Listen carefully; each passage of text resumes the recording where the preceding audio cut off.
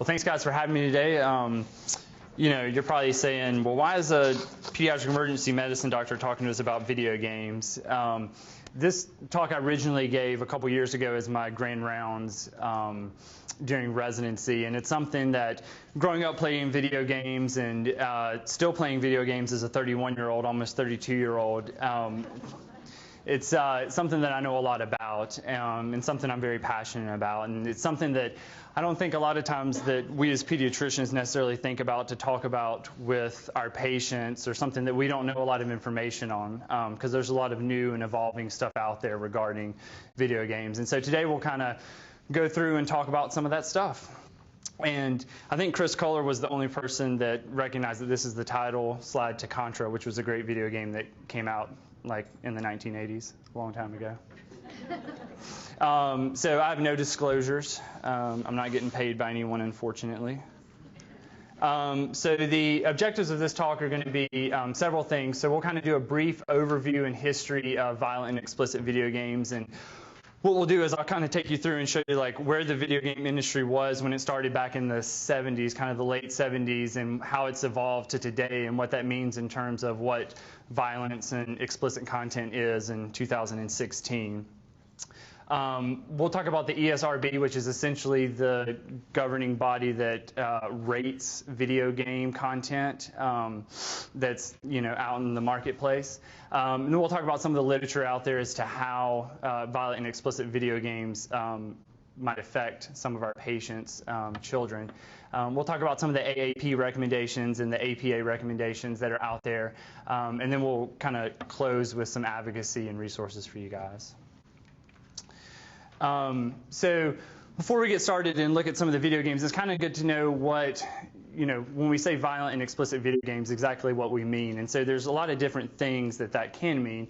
Violence can be anything from kind of cartoon and fantasy violence. So that would be like Mario jumping on a Goomba, which are the little mushroom characters in that game.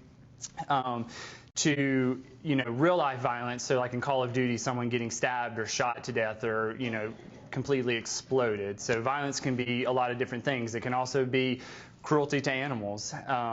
Gore and blood can be anything from kind of green blood, that may come out of a monster or an alien, to actual, depictions of blood coming out of, a human or an animal or something like that.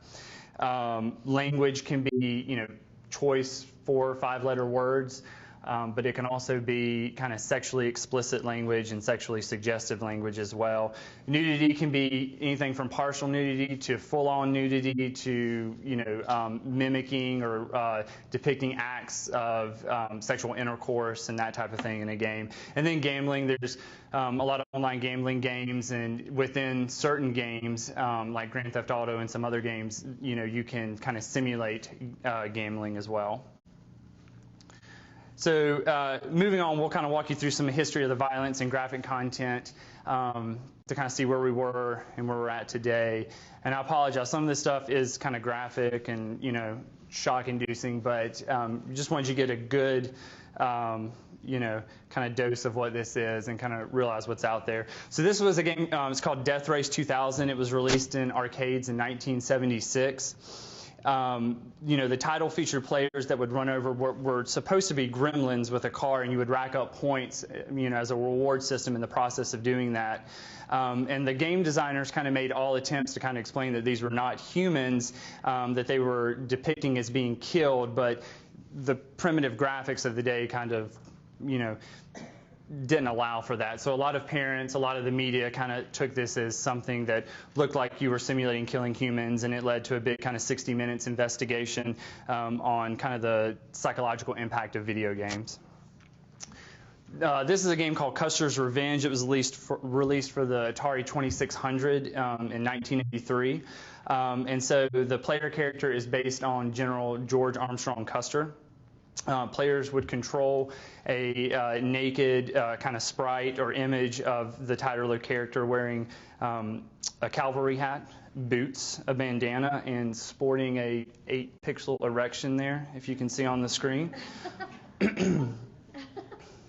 real stuff that's out there.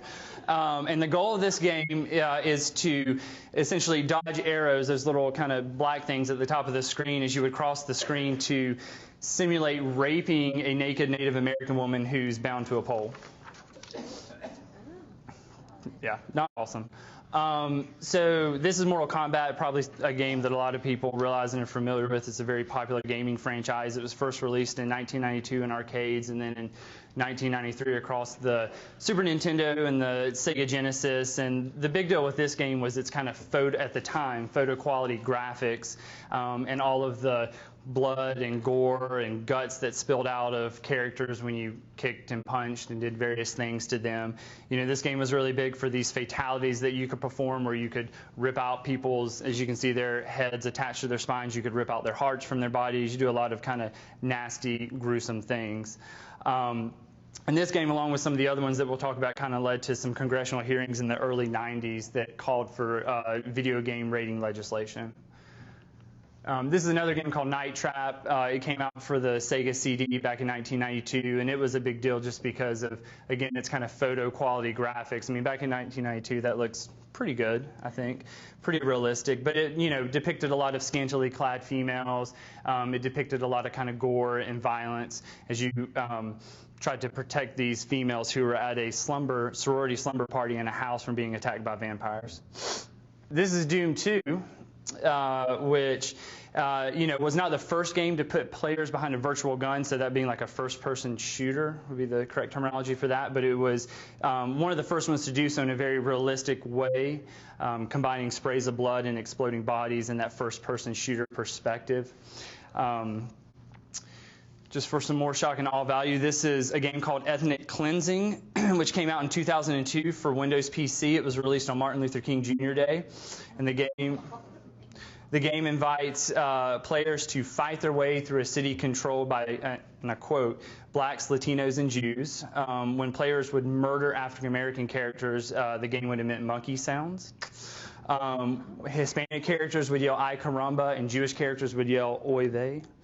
Other titles of this same period, kind of similar to this, included Concentration Camp Rat Hunt and Shoot the Blacks.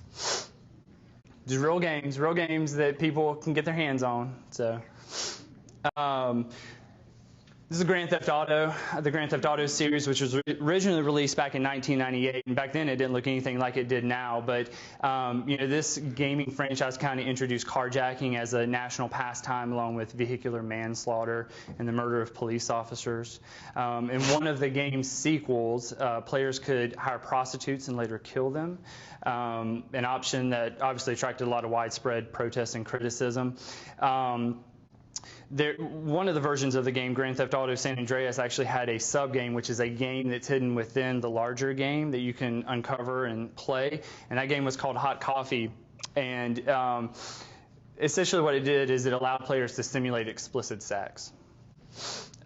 So this gaming franchise has kind of been related, or has been involved in a lot of lawsuits and whatnot, kind of blaming it for, as a cause for various murders and violent acts of crime. Two other games here, Virginia Tech Rampage and Super Columbine RPG, are games that were made to recreate those horribly tragic events in our nation's pastime.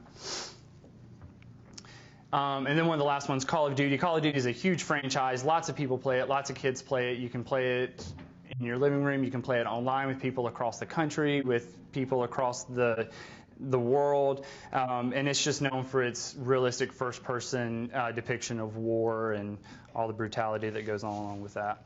That's a game that's rated M for mature, and we'll talk about ratings in a minute. But that's a game that supposedly should only be marketed to kids age 17 and up, but a parent can go in and buy that for their kid. A sibling can go in and buy that for their younger sibling. I mean, anyone, like a homeless person off the street, could go in and buy that game for a kid if they wanted to. So, it's games, one of the examples of some of the games that our kids are playing these days.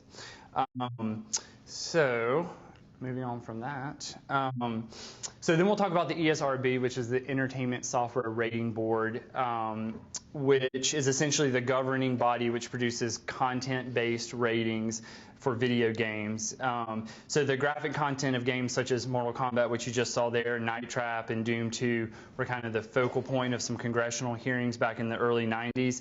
And so those hearings kind of resulted in an ultimatum for the industry, which was to form a kind of a self-regulated rating system for video games within a year, or have the government do it for you. And so the threat of that kind of led to the formation of a lot of different regulating agencies, with the ESRB being the main one and the one that's stuck and the one that's still around today.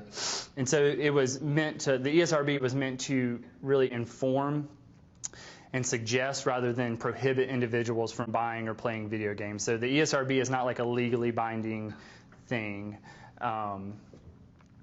So next we'll walk through the ratings. So these are the ratings that you'll see on the covers of video games, on commercials for video games, on the backs of video game covers. When you start up a video game, you'll see them.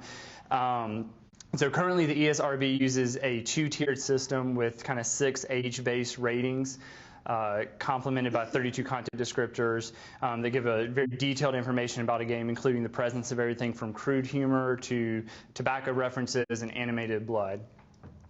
And so as I go through these, I'll kind of liken them to, ratings within the movie industry, because I think more people are familiar with those. So the first one you see up there on the left is the EC, or early childhood rating, which is similar to TY-Y. And these games contain content that's believed to be suitable for kids ages 3 to 6 years of age. And games that fall under this rating are usually kind of educational games, and they contain no inappropriate content. Next is the E for everyone, which is kind of similar to a G rating. These games may contain cartoon or fantasy violence or some mild profanity, but they're believed to be suitable for all ages. Then the E10+, which is the next one there, is similar to like a PG rating. These games contain content believed to be suitable for kids ages 10 and up, as you can imagine. They can contain mild use of violence, language, or suggestive themes. Next is the T for teen, which is similar to PG-13. These games contain content which is believed to be suitable for kids ages around 13 and up, and they can contain moderate use of violence, including blood, strong language, suggestive themes, and they can also have partial nudity in them.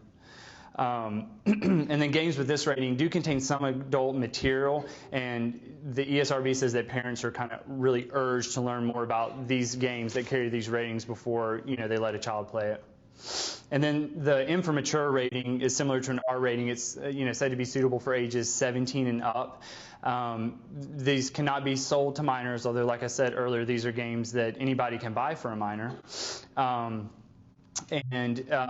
are games like Call of Duty, Grand Theft Auto, Mortal Kombat, Halo. There's a ton of them out there. And then finally, the AO, or adults only rating, which is similar to an NC-17 rating. And these are games which are supposed to be suitable for people ages 21 and up. And these games typically contain strong sexual themes or content, graphic nudity, use of drugs, alcohol, and tobacco, strong language, strong mature humor, and sometimes real gambling. Interesting enough, games that are rated AO, none of the kind of major console manufacturers, so Sony, Microsoft, Nintendo, will allow an AO rated game on their platform. But as you can imagine, there's a lot of games like Mortal Kombat that probably should carry an AO rating that end up getting a mature rating so that they can be on those platforms. And major retailers also won't sell games that are rated AO. So how is the ESRB enforced? So it's enforced on a self-regulatory basis by the video game and retail industries. And like I was saying, the majority of retail outlets will not carry games that are rated above M for mature, or games that are not rated by the ESRB. And like I said earlier, these ratings are not legally binding. So if you misrepresent content in a game, you can get fined for it, and the ESRB can refuse to, rate your game or give their seal of approval. But you're not going to, go to jail for it. You're not going to get in trouble with the law for it. And then lastly, just to talk about this kind of responsible advertising practices, these include ensuring that a game packaging and advertisements as well as trailers are properly display ratings information, and they restrict where the advertising materials for the games rated T or higher can appear. So you're not going to see like Call of Duty or Grand Theft Auto, you're not going to see a commercial for that on like the Disney Channel or Nick Jr. So, and this kind of allows the ESRB to restrict video game advertising to consumers, for whom the product is not rated. And then real quick, I'll walk you through kind of the ratings process, just to see like how a game gets its rating and what constitutes certain ratings. So we'll use Grand Theft Auto 5 as an example here in a minute, which is a game that came out in late 2013. So to get a rating, so the ESRB is first sent essentially a copy of the game containing footage of the most graphic and extreme content found in the game, including content related to the game's context, storyline, reward system. And then the game manufacturers also have to fill out a questionnaire essentially describing what's in the game. The ESRB then has these trained raters who they employ who watch the footage, assign the game a rating, or recommend a rating, and then send that back to the publisher. And then the publisher can accept their fate and say, all right, well, we got this rating and we're going to produce the game, or they can edit the content and resubmit it to have the game re-rated. So once the publisher does that, they then send a copy of the finished game back to the ESRB. It's play tested. There are penalties such as fines up to $1 million for publishers who misrepresent content within the games. And then if everything looks good, it's put out on the market. So using GTA 5 as an example, we'll walk through what gets certain games a rating. I know that's probably small there and you guys can't read it, but I'll read it for you. So if you go to the ESRB's website, you can type in the name of a game and you can pull up all of the content, or you can pull up this page, which essentially will show you all the content that's in the game, what rating the game has, how it got it, and examples of what got it its particular rating. So just some of the excerpts from this page on Grand Theft Auto 5. Players use pistols, machine guns, sniper rifles, and explosives to kill various enemies, such as rival gang members. Players also have the ability to shoot non-adversary civilians, though they do know that this may negatively affect a player's progress in the game. The game includes depictions of sexual material and activity, such as implied fellatio and masturbation. Various sex acts that the player's character procures from a prostitute, and they note that while no nudity is depicted in these sequences, various sexual moaning sounds can be heard. Some sequences within the larger game allow players to use narcotics such as smoking from a bong, lighting a joint. Cocaine use is also depicted. There are several choice 4- and 5-letter words in the game that I'm not going to read them out, but you can see them there, which can be heard throughout the game. Nudity is present in the game, however, they note in 2 settings, one being a topless lap dance in a strip club, and then the other being an area where there are male cult members with exposed genitalia. They're doing that in a non-sexual content, whatever that means. I think if you expose your genitalia, that's usually in a sexual context. Within the game, there's TV programs and radio ads that contain instances of mature humor, such as sex jokes. There's depictions of raw sewage and feces on people's bodies in the game, and there's also a brief instance of necrophilia. Yeah. So after reading all that to you guys, I mean, you guys can imagine that this game is probably better rated instead of infant-mature as having that AO rating. But again, no one will carry an AO rated game, so the majority of games get this mature rating instead. So we'll talk about some interactive elements. This is another symbol which you'll see on the fronts and backs of video games. And this is the user's interact symbol. And this essentially refers to all the online content of the game and the ability to interact with other players within the game. So this can be like messaging boards, it can be voice chat, so sitting in your living room, headphones on, playing Call of Duty, talking to someone who's hundreds of thousands of miles away while you're playing the game. And oftentimes, you can have games that will share your information that you input into the game with third parties. And some games also allow you to share like through social media, Facebook, Twitter, all that fun stuff. You'll also see on the games kind of this symbol that says online interaction is not rated by the ESRB, and that just means that all of the online content within the game, so the chat and the message boards and the social media, all that stuff is really not taken into account when the ESRB assigns their rating to a video game. So talking to someone on chat, I mean, you could be sitting there, your 13-year-old can be sitting there playing a game and talking to a pedophile who's playing the game. They can be talking to someone who's bullying them. I mean, you have no idea who's on the other end of these chat lines talking to kids. Can't really say this, but this is just to kind of briefly talk about cyberbullying, which is the use of information technology to harm or harass other people in a deliberate and repeated hostile manner. And this can include harassment, which may involve slurs directed towards women, sex role stereotyping, over-aggressive language. And this type of exposure can potentially lead to withdrawal from friends and family, outbursts of anger, anxiety, and depression.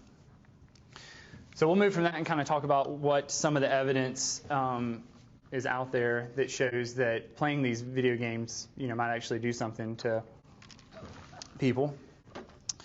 So the AAP had their most recent kind of policy statement on media violence back in 2009, and they show that there's extensive research which indicates that media violence can contribute to what you see up there: aggressive behavior, desensitization to violence, nightmares, fears of being harmed. In 2008, Linhart essentially did a survey and found that greater than 90% of U.S. children ages 2 to 17 play some type of video game. So think about all these little 2- and 3-year-olds that come into your office. I know when they come into the emergency department, we see them all the time. They're playing whatever game on their parents' iPhone or Android, because those are gaming platforms nowadays. And then the NDP group in 2011 kind of did a similar thing, but if you look at just kids ages 12 to 17, that essentially goes up to 97%. So close to 100% of kids that age are playing some type of video game or being exposed to some type of video game. An analysis in 2007 of ESRB rated video games showed that more than half of all games are rated as containing violence. And this includes more than 90% of games that are rated for children ages 10 and up. One study in 1996 kind of found that children in grades 4 through 8 preferentially choose video games that award points for violence, which is essentially nowadays all video games that have violence in them. And while another in 2006 found that 7 out of 10 children in grades 4 through 12 report playing M-rated games, so like Mortal Kombat and Call of Duty and Grand Theft Auto and Halo and all that stuff.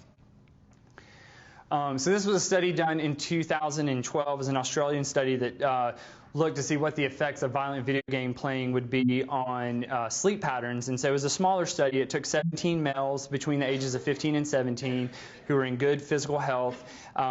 Each subject underwent 2 testing nights. So the subjects were tested 1 week apart in a sleep lab. And they were exposed either to 50 minutes of video game playing, which was deemed a regular amount, or they were exposed to a 150-minute period, which was deemed a prolonged amount, directly before bedtime on each of the testing nights. And so they played a video game called Warhammer 40,000 Space Marine, which is just an M-rated game because it's got a lot of violence and strong language in it.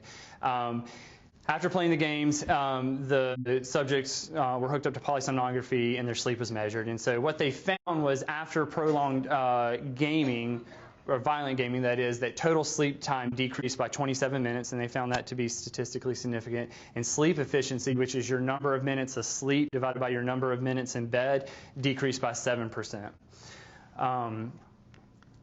So this next study, which came out in 2008 in pediatrics, actually kind of looked to see whether high exposure to violent video games would or wouldn't increase physical aggression over time. And so basically what this study did is they had 3 different populations, or sample populations, 2 of those in Japan, 1 in the United States. It was around 1,500 kids total. Between the ages of 9 and 17. And essentially what they did is they measured the exposure that these kids had to violent video game content, and then kind of over time followed them and measured their reported physical aggressive behavior or aggressive behaviors. And so what they found is they found a statistically significant and reliable positive correlation between exposure to violent video game content and levels of physical aggression. They found that boys were affected more than girls in this study, and they showed that this occurs in both cultures with high societal levels of violence, so being the good old US of A, and those with low levels being Japanese culture. And they found this even after controlling for gender and previous aggressiveness in all three of the groups. So this study came out in 2006, and basically what they wanted to do is they wanted to see if viewing media violence, so in this case playing violent video games, would lower physiological responsiveness to other media violence, which is kind of real world violence is what they had in this study. And so they took a bunch of college kids, around 300. They measured their baseline heart rate and galvanic skin response, which is essentially sweating. They did 5 minutes of baseline measurement prior to playing the video game. And then they broke them up into two groups.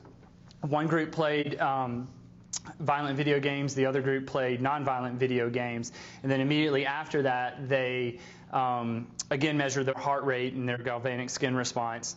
And then they had both groups watch a 10-minute video of real, kind of real-world violence. And that was anything from courtroom outbursts to police confrontations to shootings, prison fights, all kinds of fun stuff like that. And while they did this, they measured their heart rate and their galvanic skin response while they were watching this real-life violence. And so what they found, you can see up there, is basically they showed a statistically significant decrease in heart rate and galvanic skin response in the subjects who were exposed to playing violent video games while they were, and then when they went and watched the kind of real world violence. And so they call this desensitization from playing the violent video games.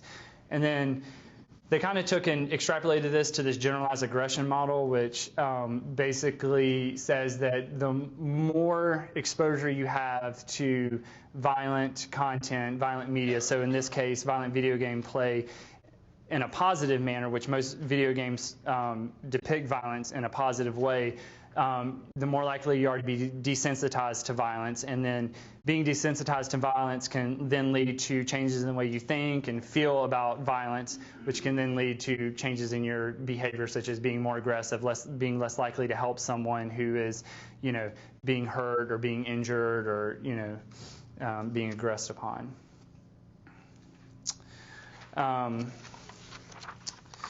So then the American Psychological Association, or the APA, formed this task force on violent media back in 2013. And essentially what they did is they reviewed their 2005 resolution on violence in video games and interactive media. So they reviewed all the existing literature and then all the new literature that had been published since 2009. And they examined close to 200 articles.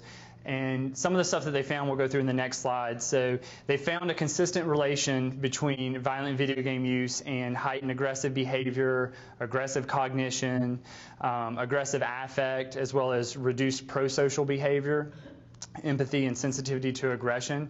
And they found, in looking at different types of studies and sample populations, that this kind of held true across all of those. And the last thing on this slide here, 5 of the studies actually took into consideration known risk factors for aggression. So being, having antisocial personality traits, delinquency, poor academic achievement level, parental conflict, child and parent depression, and exposure to deviant peers. And they found that when controlling for those things or adjusting for those risk factors, that this still held true, that the more you were exposed to violent media, the more aggressive you were likely to be. So, the existing research out there suggests that, this is not rocket science really, but the more you're exposed to violence in video games, the higher levels of aggression you will have. They do acknowledge that the majority of the research that's out there and the studies that have been done are more so on adolescents and young adults than on kids. And so, they recommend doing, more studies need to be done on children less than the age of 10 because we really don't have a lot of data for that population.